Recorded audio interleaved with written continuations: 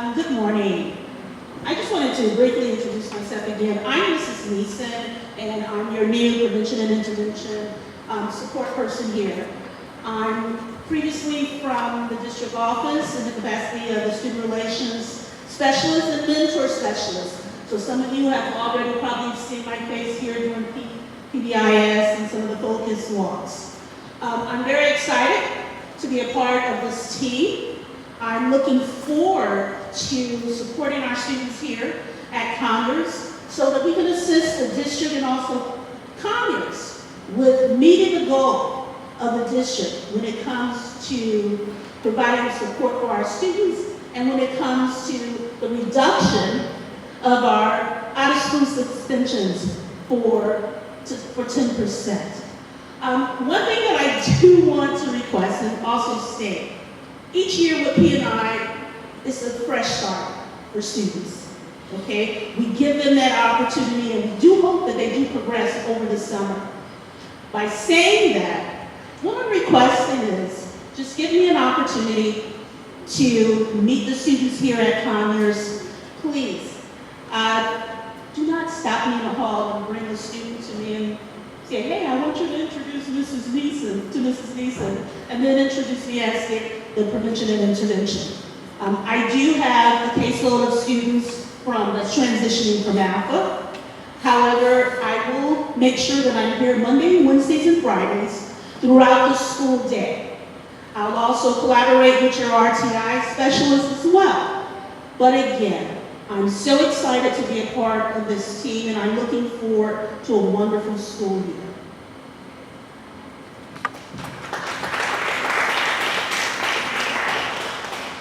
Good morning, everyone. Good morning. Everything that was said that was great about Ms. Neeson is correct. She's awesome, and you guys are very lucky to have her. I'm getting really comfortable with this room. I've been in this room 3 times this week already. Yeah. Thank you. Some of you have seen me a couple of times when you did mindset de-escalation training, mindset de-escalation and safety training, not this training. Okay. And some of you have been in maybe one of the behavior management. My name is Steve Johnson. I used to be a behavior specialist in the Exceptional Children's Department, formerly known as Learning Support, formerly known as Special Ed. But last year I got charged with creating an Office of Behavior Supports and Interventions.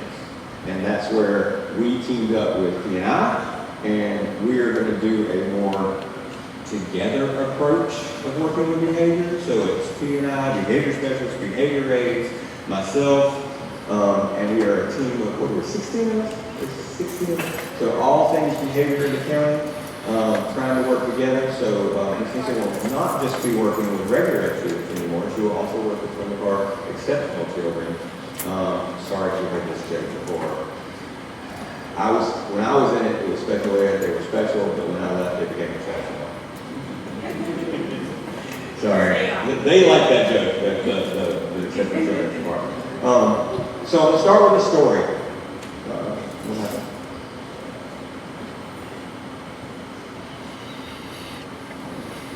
This is an analogy of keep moving in your classroom or else things can happen. So I'm going to start with a story, and it's going to be a weird story, but it has a point. So the point of this story is that sometimes something that seems like it is not good can have a silver lining. And yes, I am trying to be funny, so when you get to the end, you go, that doesn't make any sense. It's just for fun to start out. So, any of you ever go to the bathroom? I feel sorry for most of you, actually. I would suggest trying. So, in my bathroom at home, there are little blue matches. So, you know why we like those. I don't have to go into detail, right? But I save those for the guests. And I have a candle that's all the way burned out. One of those bathroom bodywork candles with 3 wick. But it's all the way at the bottom. And all I do is take the middle of the toilet paper roll, light it, and drop it in. And then blow it out. So I got some smoke, right? This morning, I was really tired. It's been a long week. I was really tired. I lit it and dropped it in there. I didn't blow it out. And I started looking in the mirror or whatever I might do. No, I wasn't doing anything yet. And the plane was up about this high when I looked down at the candle. And my wife's asleep and the dogs are all cool. They're not making noise. And so I put the top on it real quick. And then I went to get out to move it. And I touched the side that had been burning. And I really seared my fingers, like so. And then I had to keep myself from making a noise and put it down. And that sounds like it's bad, right? What happened is that this week I can commit crimes. As long as I only use those 3 fingers, lock your doors. I got about 2 weeks of no fingerprints. So, silver lining, see? Good things can come. I told you. And so, literally, all morning long, I've been carrying a glass of ice water just for the coolness. And I actually asked about ice. So, if you see me, I might need to go to the hospital. Who knows? This is about seclusion of restraint, de-escalation, and really this is about, I think some of you have actually sat in this already, but why do we go over it and over and over? Yes to both those answers, to reinforce that it's so important, and so we don't get sued, and so we don't get arrested, right? I have to say that I've been here, this is my 21st year. I've watched 4 teachers be put in police cars. 4. And there's been others that I wasn't there for. I watched one teacher, this is not, let me stop myself. I watched one teacher be asked to leave campus because they were intoxicated. And the moment they left campus, the police car rolled up. They stepped right out. As soon as she stepped off campus, whoo! So, and of course, you can imagine those people do not work in education anymore, right? Why? Anybody have hand sanitizer? We're not all hand sanitizer? Yeah, thank you. So, I'm going to pretend like I can read this small print. Do not drink. Why does that say do not drink on it? Give you another reason? Because somebody drank it, yes. Somebody had to be told not to drink hand sanitizer. Why do we have to tell you not to seclude a child? Somebody secluded a child. Yeah, more than one somebody.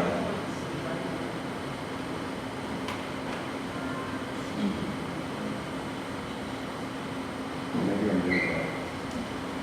Am I going wrong? Okay. This is incorrect. I'm the only one here today, but let me just share my team with you. These are my, we call ourselves the B team. One day we'll be the A team. Right now we're the B team because of behavior.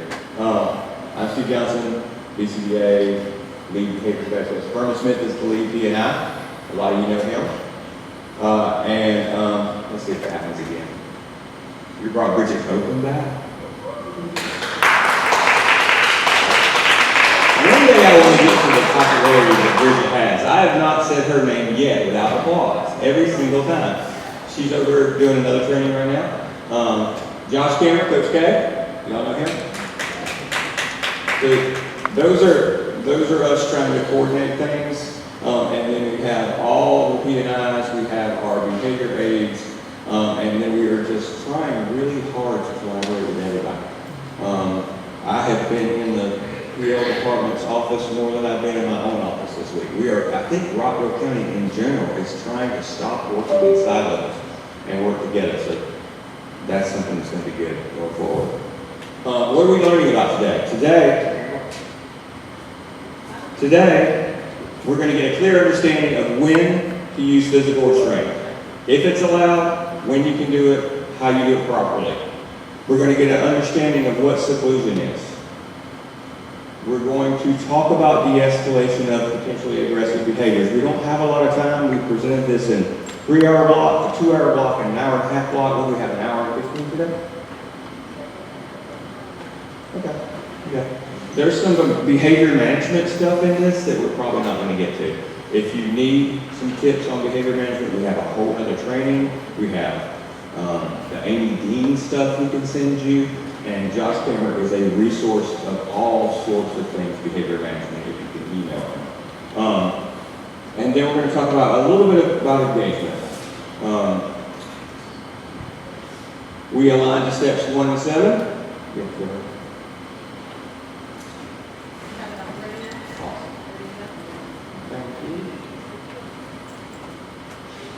We align to steps 1 and 7. If you don't believe me, just, I don't know, catch me in the hall. It's me. Oh, okay. So what does board policy say about supervision, restraint, de-escalation, and classroom management? So, 1, we are required by the board to use positive behavior supports first. We are all trying to become, it used to be PBIS, it's PBS schools. We're all trying to become a PBIS school, but even if we're not, we're required to use positive interventions on the front end. Those of you that are in the sexual children's department know that already and are trying to do that usually when they have a behavior plan. Are we allowed to use seclusion? In any circumstance? No. Seclusion is illegal in the state of Georgia, even in psych hospitals. From 1995 to 1997, I worked at Hillside Hospital in downtown Atlanta, and I closed the seclusion door at least 100 times. At least 100 times. It was legal then. We secluded students with mental illnesses because they were so aggressive, or because they would hurt themselves if they had access to items that they could hurt themselves with. Because of abuse of the caregivers, seclusion is not legal in the state of Georgia anymore. We'll define that. Seclusion is also prohibited by our board policy. Can we use physical restraints? Yes. In certain cases. Thank you. Yes, in certain cases. We'll get to what those cases are. Limited use of physical restraints. What chemical restraint? Pepper spray is a chemical restraint, yes. What else? Medicine that's not prescribed to them. Benadryl. Melatonin. Anything that they're not prescribed by a doctor, we don't give them. What's a mechanical restraint? Straight jacket. Straight jacket. Handcuff. Zip tie. Here's what I saw. My 4th year as a behavior specialist, I walked into a classroom right here in Rockville County, not in this school, right, but in Rockville County, and I saw a student that slipped out of his chair all the time. Really, really high needs as far as exceptional children go. His disability was pretty severe. Slipped out of his chair all the time. You know those strong tow ropes that people tow a car with behind a truck? It was wrapped around him over and over in his chair. So I got some props that day because my first words were, get it off him, get off him, get off him. I mean, I just, as a human being, was like, take that off of him. What are y'all thinking? Give those teachers credit. They did not have malice. They just didn't want him falling on the floor, and they didn't know any better. Those type of things have to be written into a plan either by OT or a doctor, usually by the doctor. Even when an occupational therapist decides that needs to happen, they usually check with the doctor. You know, the wheelchairs and the supports and the physical interventions are all carefully studied and made sure that they don't do harm. So we're not allowed to do any mechanical restraints. I don't even think I need to say duct tape. Do I? Why does it say do not drink? I'm Do we use capital punishment in Robert County? Capital punishment? Corporal punishment. What is corporal punishment? Paddling, inflicting of any type of pain. Standing on tiptoes where I have to put my nose in the circle. That just took me back to 4th grade. I bet you somebody in this room signed a paddle, a wooden paddle before, right? My name's on a couple in Newton County. It's not still, hopefully those teachers retired to go home. But it used to be the way we did things, right? And let's talk about if a parent comes on campus and the student's been out of control and the parent says, "Can I just take them over here to the bathroom real quick?" Can they? Not on our campus. No. Okay, I'm just going to take them off campus and come back. You keep going.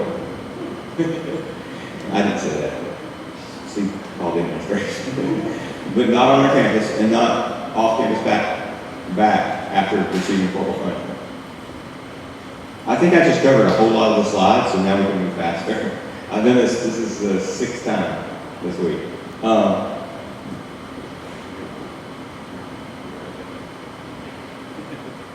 All right, just yell at me if you want to. All right, we have to start with prevention. We have to try all of our prevention and intervention techniques and PBIS and being positive and greeting at the door and knowing our students and developing those relationships.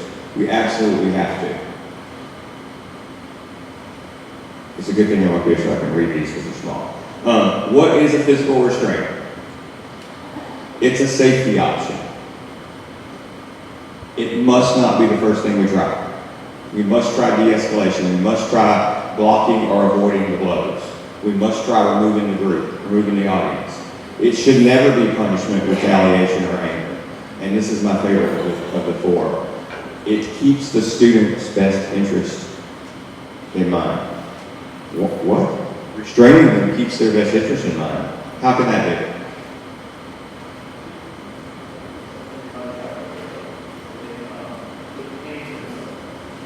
Right, if I'm stopping them from hurting themselves and I have to restrain them to do that, then I'm doing the right thing.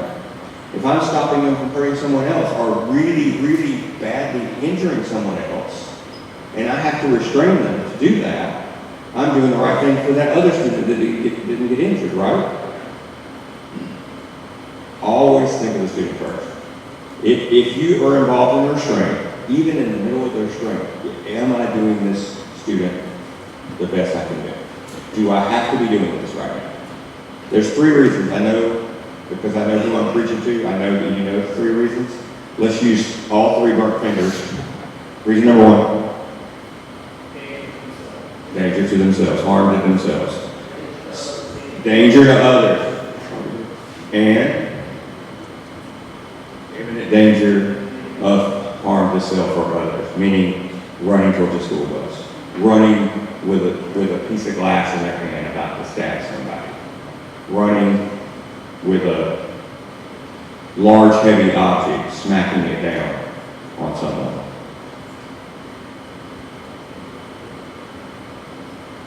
We covered all that. Awesome.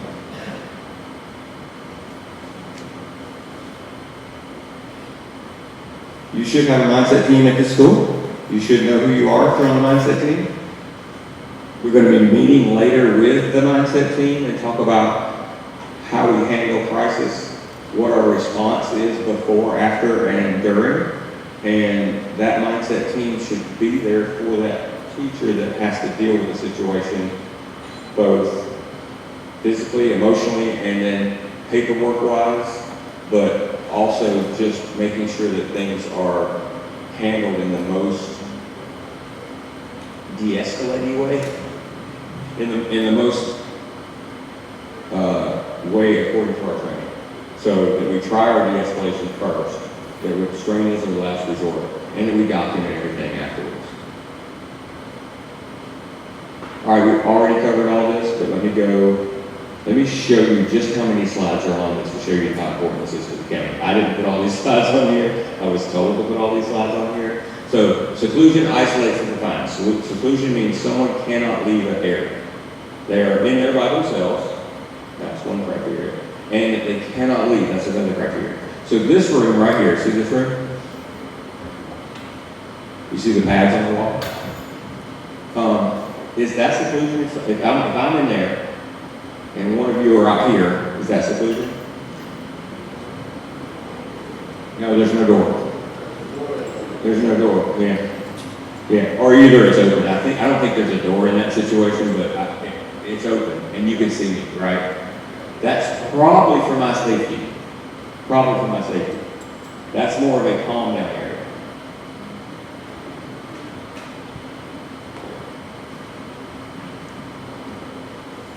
Seclusion is not when we're helping a student de-escalate and we're with them. We have to keep our student supervised. We have to have them in our line of sight, and they cannot be closed in an area supervised. So when I told you the Hillside Hospital story, our seclusion room had the bubble where you could stick your head in and look, but if they punched the bubble, it was that thick plexiglass. The door was locked. That was seclusion. It was literally called a seclusion room. It doesn't matter if there's a window in the door. If it's locked and they're closing it, that's seclusion. It does not include letting a student go to the meeting center. I highly recommend that depending on the student, you let them know someone's coming and you watch the student in the hall. But we know there are students that actually can be trusted, especially on the secondary level. And it does not include if they were walking in the hall by themselves on their way to something. They can leave. That does not include that. A timeout is a strategy to help someone calm down so they don't do something more.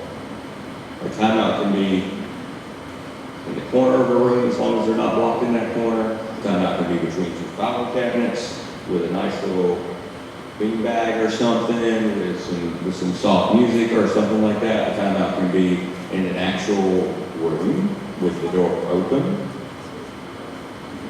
And exactly. So, very important about a timeout is that they're monitored because they're not in the timeout or the calm down area because they were doing great, right? So very important that they're monitored.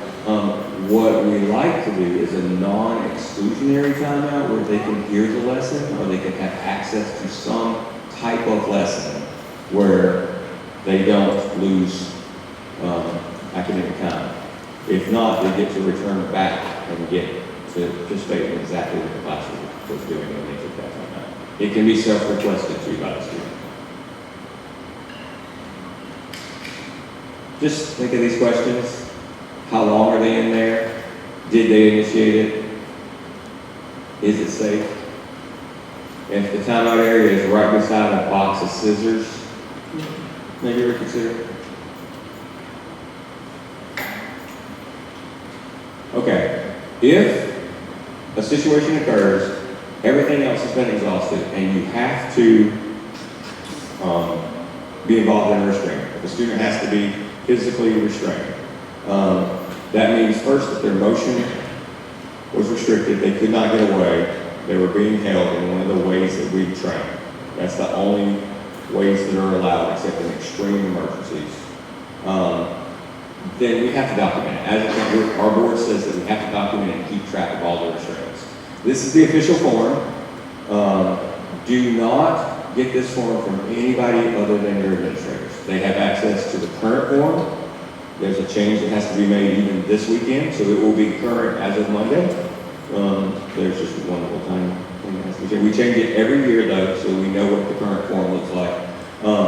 And your administrator has to give you this form, maybe fill it out with you, especially if you've never filled it out before. Maybe get on the phone with one of us that have filled it out a lot, or one of us that review it. But then they definitely have to upload the form to the portal where everyone that reviews the forms has access to it. The reason being that we really want to see that this form has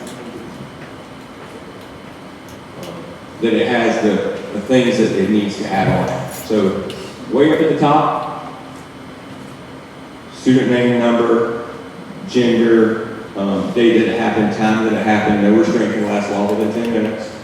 So start time and end time, that can be less than 10 minutes. And then the people involved.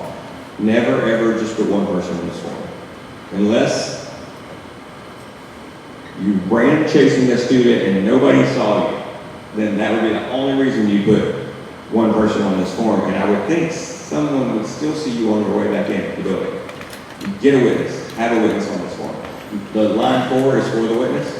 You can say that this person was not involved in it, but they witnessed the restraint, because you never want to be the only one called to explain your actions if somebody were to ask that to happen. The part where you describe the incident, brief. Say the truth, say what happened. Don't say a lot else. Don't put any emotion in there. This should never start with, well, this morning I burned my hand and I was on the way in and I saw 2 students fighting in the parking lot. 2 students were fighting in the parking lot. All only the facts. And the reason that it gets uploaded is so that we can review that and make sure that nothing extraneous is on that form. And then the debriefing section is very important. If the student is able to debrief, it's great that we put that on there. Student was able to talk about the situation and what could happen next, what they could do better next time, and then really important, staff talked about how the situation was handled and made plans to potentially be more proactive next time. Something as simple as that. Any questions about that? Okay, good.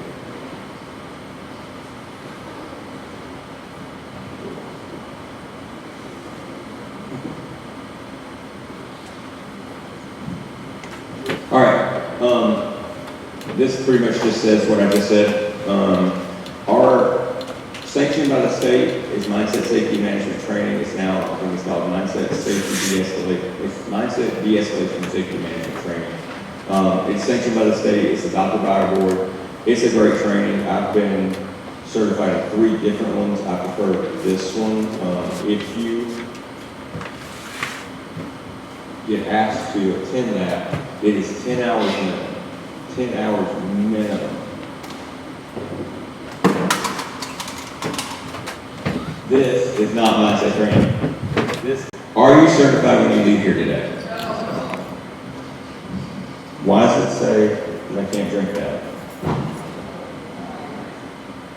On my 7th or 8th day as a behavior specialist, I walked into Alpha in a situation and it was just chaos. And a person who I'm not going to even come close to identifying, who still works in this county, had his knee on the student's chest, holding him down. They were tiny. he was keeping the person in place. It was totally not okay. And I said, let them go right now. And he said, I had the training. I did a module online. And he was about the first of 20 to say they had the training because they did the module online.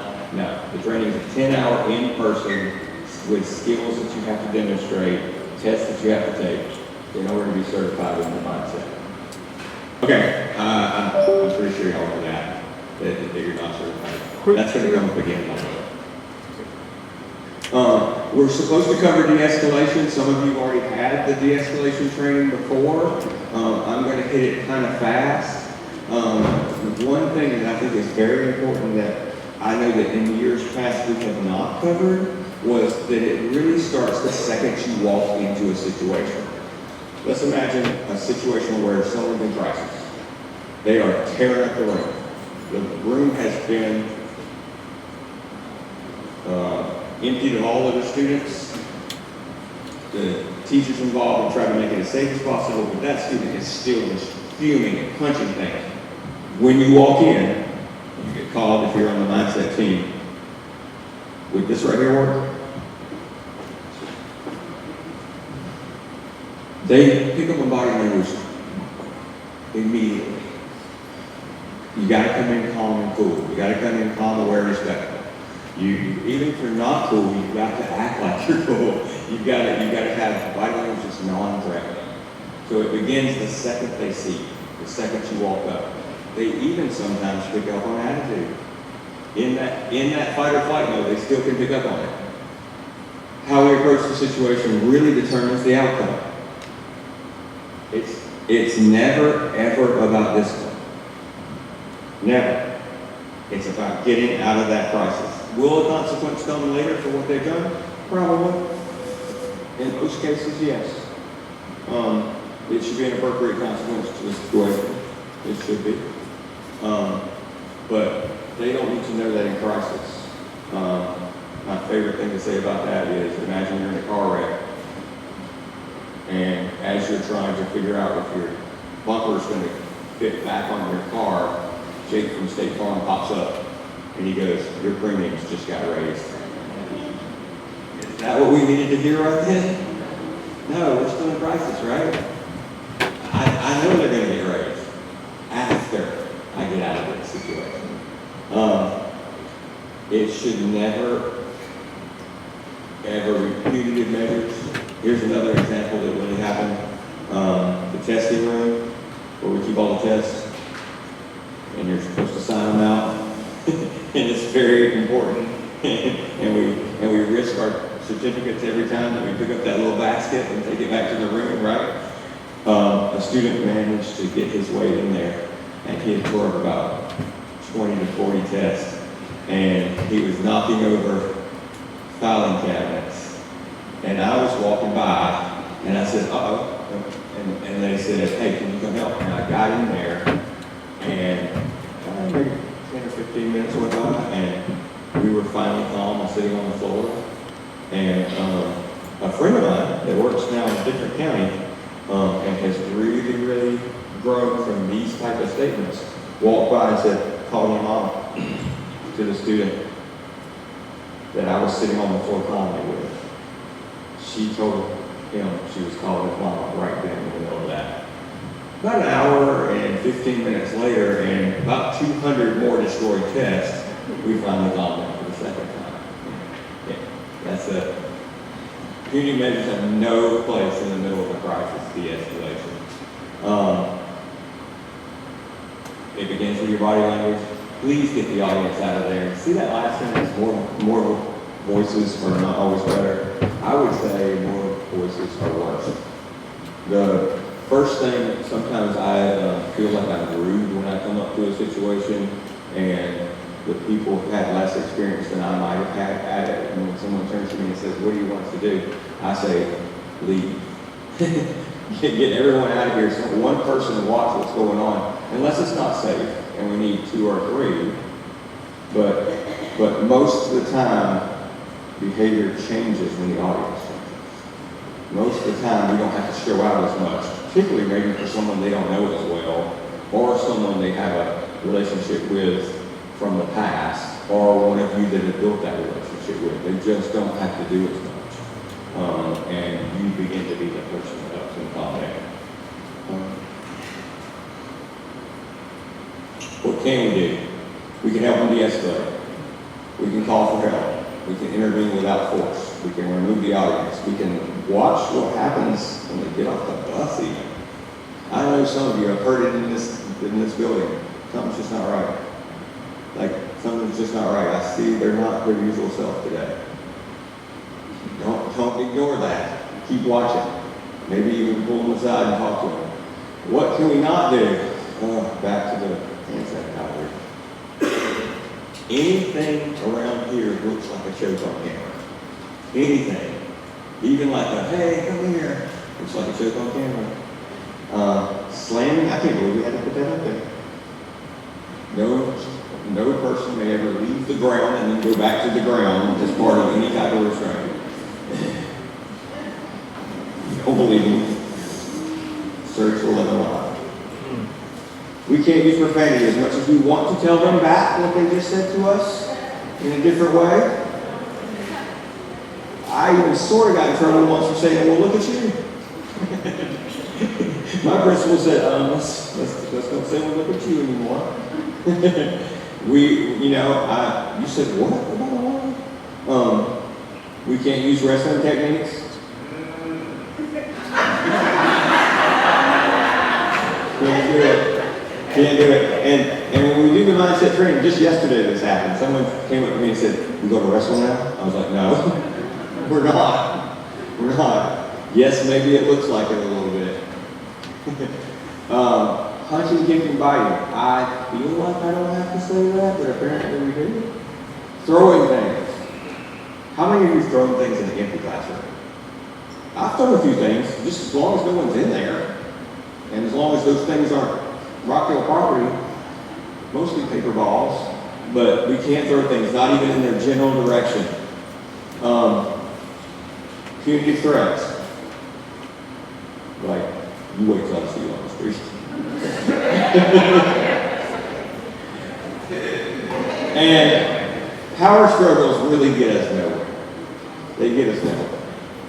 We don't win them. They usually win them. And usually in the end, they were for nothing. They really end up being for nothing. If you look back, if you've had a long career, if you've even been here a year, if you look back at some of those early power struggles you had, right now you would laugh at them, probably. All right, how do we reduce our disruptions? We use all our de-escalation techniques. We make sure we review the code of conduct. Please identify students that the behavior team can help with. Please do that early on. Transition time. It's a fact. The schools that have teachers in the halls have less problems during transitions. It's just a fact. We have, I'll use high school. We have two very different, I know we have 3 high schools right now. We have 2 very different high schools if you watch transitions. And the one that doesn't have teachers in the hall is now going this year to every teacher must be in the hall. I think that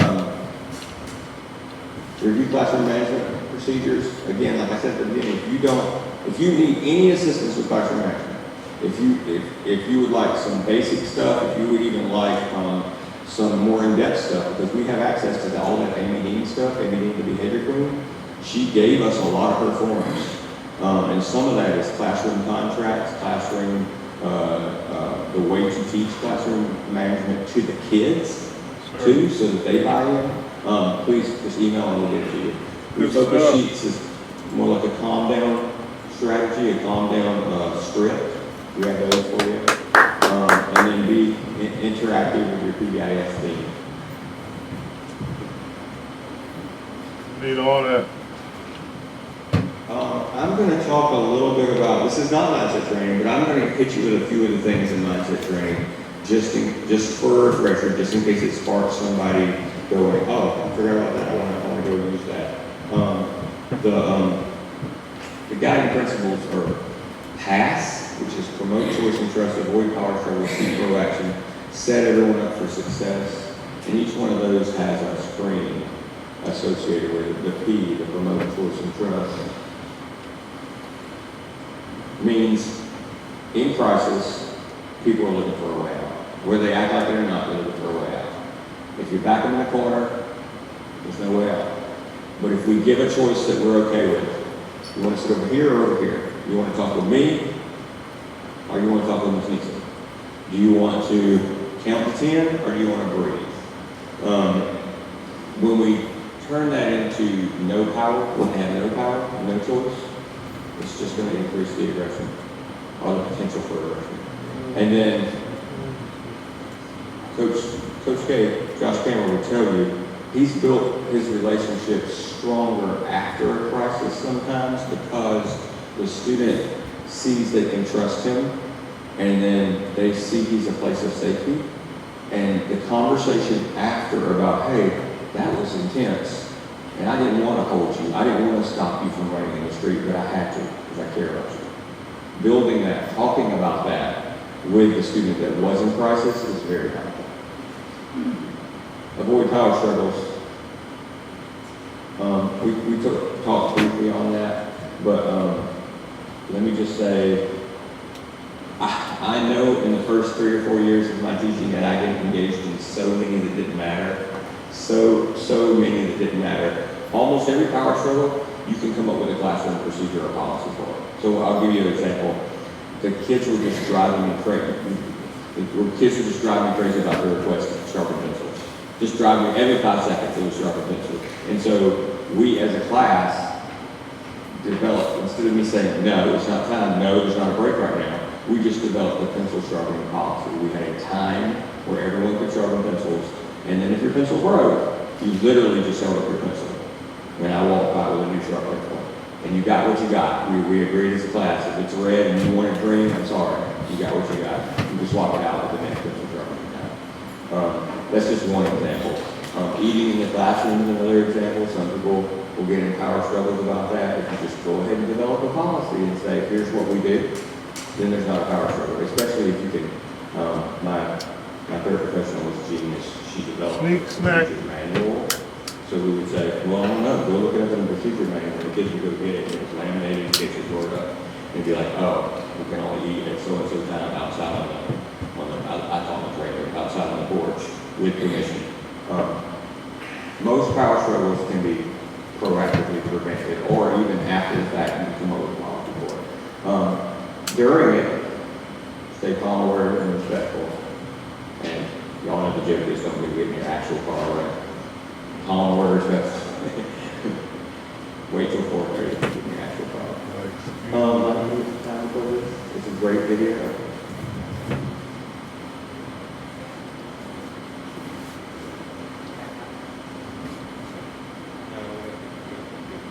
If anybody wants to look up this video, it's called Finding Confidence in Conflict by Dr. Kwame Christian. He is fantastic. It's a TED Talk. It's about serial gate. Yes, sir. You've never heard of it. It's great. We're going to skip it. Seek proaction versus reaction. Being on top of things, being proactive is so much better than having to figure it out in the moment. Proactive strategies are always better than reacting to the moment. That second bullet point, use good judgment in not underreacting or overreacting, extremely important. Overreacting can cause the crisis to tip, and so can under. Not paying attention to those signs, especially if we got a student that elopes or hurts themselves, not paying attention, all of a sudden now we're in the middle of something. Set everyone up for success. Not everyone's going to be able to be someone that can walk in and help someone de-escalate. It's a skill. It's developed over time. It's almost sometimes a match of personalities. I may not be the person for this particular student, but one of you may. Not everyone is good at note-taking. Not everyone is good at being a timekeeper. When involved in a situation, sometimes you want to say what time is it to someone just so you've got a reference. Particularly if it ends up being a restraint, you need to know what time it is so you can't go longer than 10 minutes. Not everyone is going to be the person that can get all the other kids out the door safely. Set everyone up for success. And then when we talk about our students, focus on what they do well and try to gear things around that and remind them of what they do well. One time I took one of my students that was almost always a disruption, and I asked her to be my classroom organization person, to organize all my binders and books and the bookshelves and things, and she just loved it. She came in, my classroom was great. Whenever she came in, it was on point, it was great, and when I needed to find something, she was the one that found it for me. It was a strength of hers. All behavior is communication. No matter how crazy it looks, they are trying to tell you something. No matter if they deny that, they are trying to tell you something. Our students that have low verbal skills, our students that have low cognitive skills or that need help with language, they're still trying to tell us something. Get with the speech people, get with the people that do alternate forms of communication, and see if you can get help in that, and then use things like visual supports, visual boards, pictures, whether they like it or not, whether they admit it or not. Middle school students still love pictures. They help us, those of us that are visual, to understand better. Adding words, adding pictures to the words is great. First in boards, if you don't have any first in boards, we can get you some. First we do this, then we do that. This is, can I go out? Can I go to the gym? Well, first we do this, then we go to the gym. Just having that visual helps them out. And then make sure your environment is not cluttered and not where they don't understand what goes on, where there's no clear expectations, where there's no clear where I sit, what I do here, and then also model what you want. Model communicating effectively, even without words, and practice it. Just work with all those of us that have done this more specifically. And then we do have to talk about our students with autism. It's on the rise. Lots of students have autism now. They don't communicate the same. Lots of human beings have autism now. They don't communicate the same. They need their environment sometimes modified. Sometimes the lights are too bright or make too much noise, right? And then usually we need some reinforcement strategy. Why would I do this if I'm not being reinforced, right? All of us need reinforcement. I think it came yesterday, right? Like a little nice little note. It came. That was our reinforcement. Help teach those calming strategies. Teach those self-regulation skills. We have a lot of calming strategies out there in the county that we can help you, we can provide, and we can also help learn how to teach them. Consistency and predictability cause the student to relax, particularly if they come from an environment that they don't have any consistency and predictability in. If you come from chaos and you go to another chaotic environment, we never get to chill, right? Response guidelines for oppositional defiance. This is in here because there are a lot of students that just love the game of being oppositional defiant. They're usually not aggressive unless you touch them first or unless somebody wrongs them in some way where they feel justified. But this is in here just to give some tips as to how to deal with that. Don't make it personal. Sounds like it's personal. Don't take it personal. Keep a safe distance. Give start requests rather than stop requests. Like, please walk in the hall. Please sit in the chair. Be very specific. Will you sit down for me? Question format. No, I will not. Will you sit, please? Sure. And they sit on the floor. Make sure you reinforce minimum compliance. Thank you for sitting on the floor. Now will you sit in the chair? This is also in the mindset training. We'll get this more in depth. You do that. 4-step counseling. I know some of you had this. I'm going to go fast. This is how to help someone de-escalate. It's simple. It's simple. It takes practice though. First, say what you see in here. You don't see anger. You don't see frustration. You can't see that on the human body, right? You see balled up fish. You see chairs flipped over. You see punching wall. Or you see tears. Those are the things you can see. Just say that. I see balled up fish. I see a chair flipped over. Second, it seems like you are. Help them understand the feeling. It seems like they're angry. Then agree with what they say. So I used this example, a third grader. I said, it seems like you're angry. And he said, no, I'm sad. And I said, okay. You behave differently than me when I'm sad, that's okay. So then move into asking the W questions. Where were you when you first started feeling sad? What was happening when you first started feeling sad? You're trying to get them to connect the fact that they just did something to a feeling that had a source so that later they can act out themselves when it's not there to help them. Avoid why. Most people don't know why they do things. That's why we're here. If we knew why, we probably wouldn't be in the crisis. And then be careful with who. That who might still be in the room. That who might be a teacher that they have to see later. Don't throw another teacher under the bus. Say something empathetic. Oh, you fell down getting off the bus and you got mud on your brand new pants. I would be upset. I get that. I would be upset. And then start trying to get out of the process with all the other W's. So mostly what? What could you do? What do you want?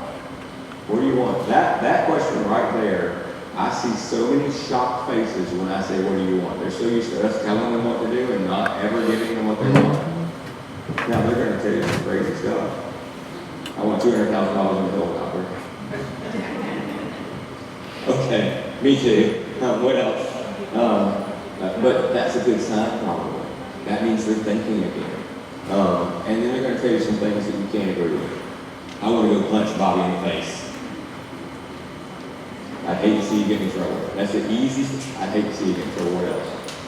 And we just keep on talking as they're calming down. This gets them thinking. It gets them out of the frontal cortex and back into the brain.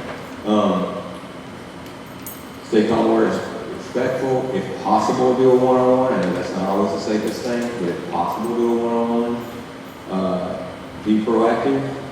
Avoid quick fixes and advice. You know, we do something that most of us, if you have a significant other, we could do something that they call the meadow report. We both go out in different meadows during the day, and we come back and we report on our day. How was your day? Oh, well, first I burned my hand, and then I went in and I gave this presentation, and I thought I was funny, but some people didn't laugh. And then later on, I went to my office and I did some stuff. And what we don't want to hear is, oh, well, if you didn't like that little thing, I'll probably go to bring it in. Right? Or next time, just use one of the blue matches. We don't want to hear that. We want to hear, oh, I'm sorry that happened to you. Oh, I'm sorry. They're in process. Us fixing it doesn't do anything. We need them to become their own risk managers, right? We need them to get their way out of crisis. We can help them. We can give them little bits and pieces of things that can lead them to that, but giving a quick fix is not helpful. Is this one Citron? Thanks. Still waiting. How many people have filled out their modules? That's a lot of hands. They're due pretty soon, right? They're due today. Just in case there's somebody, I thought about mine last time. Just in case there's somebody in here that hasn't completed the one on de-escalation of aggressive behavior, potentially aggressive behavior, we're going to have a little pop quiz. According to the Rockland County Board, seclusion is not permitted under any circumstances. True or false? True. Awesome. Good job. Seclusion may be legal if the seclusion is documented in the student's individual education program or 504. That was quick. No, I've already said it's not allowed, right? If you find that written in the plan, go get somebody. Go get an LTEC, a 504 coordinator, someone, and show them that plan, because we can't follow that. According to Rockland County Board, restraint can be used with most students, especially to protect school property. We just got no computers. But what? What about the screen on it? We're in the room on the wall. They can just stare at property? It's just stuff. Yeah, it's not great, but it's just stuff. It's not a human being. It's not a life. It's not burned fingers. Is it permissible for teachers or staff members to use restraint to protect themselves until another certified staff member shows up? Example, student running traffic or student fighting. Yeah. You don't have to be mindset trained to help someone not hurt themselves. You don't have to be mindset trained to break up a fight. If it starts happening regularly, please come get trained. And afterwards, go get somebody that was trained so that they can help you write it all up. Punitive measures are not appropriate when dealing with aggressive behavior. True or false? Yes, true. Good job. The first step in the 4-step counseling method is establish the feeling, connect the feeling to the source, say what you see and hear, or talk to the student and calm them down. Say what you see and hear. Very good. According to the 4-step counseling method, asking a student, why did you make that choice is recommended to gather information. Oh, very good. Do not use why. Identify the barriers. Oh, we didn't go over this one. Let's see if people in here remember this from other training. The barriers to preventing aggressive Behavior. A, staff students like lessons. B, culture like lessons friends. C, staff students environment. D, environment students and friends. Very good. Did y'all just guess that the C is what you? Very good. The answer's already on there. Does the completion of this mean that you're certified in mindset? No. Very good.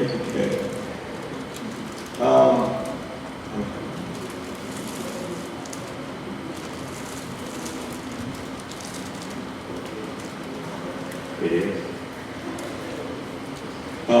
I'm going to really briefly touch on some classroom management stuff. If you want some of these slides, just email me. Also, Coach K, classroom setup. Just clutter is not our friend. Clutter is not our friend. We had a student that didn't speak for about 2 months, and it turned out he was a genius, actually. Yeah, he ended up being autistic with 165 IQ. The psychologist said that was the highest IQ she had ever scored, and she'd done multiple tests. He wouldn't speak for the first 2 months because he had to read everything on the walls in the classroom. That's what he told them. I couldn't talk to y'all until I finished reading all the walls. That's how much was on the walls in the classroom. Clutter is not our friend. Use a timer. Start on a positive note. Read them at the door. Use a timer again. Praise as much as possible. Make sure you have expectations where they can see them. Your rules or expectations can be kind of brief and broad. Like, we're responsible, we're helpful, we're friendly. These are some of the ABD stuff. We can get you just as you want it. So, we'll end on the behavior referral process. If you just have exhausted everything you can do in your classroom, and you've at least defined the behavior, and you've taken some data, we have a new behavior referral process. See your LTEC, 504 coordinator, RTI person, assistant principal. See someone that can then contact the behavior team, and we literally can put in a referral. I keep saying referral, let me change that. It's a request for assistance. It's not a behavior referral because that's discipline. So it's a behavior request for assistance. We will then decide based on the information that's filled out on that form, who to assign that student to, and we'll come out and do an observation so that we can move forward. So we're trying to keep track of every situation that needs assistance this year, and also then that's going to allow us to track students that are our behavior leaders, not leading in the right direction. That's allow us to keep track of them over their entire academic career. I'm going to hand the mic back to Ms. Neeson, but thank you for listening, and hopefully have a restful weekend and a wonderful year. Thank you, Stephen. Again, thank all of you for welcoming us and allowing for us to do this presentation. And again, I'm looking forward to providing the prevention and intervention support to support you and your students here at CONYERS. I'll turn it over to Mr. Tucker.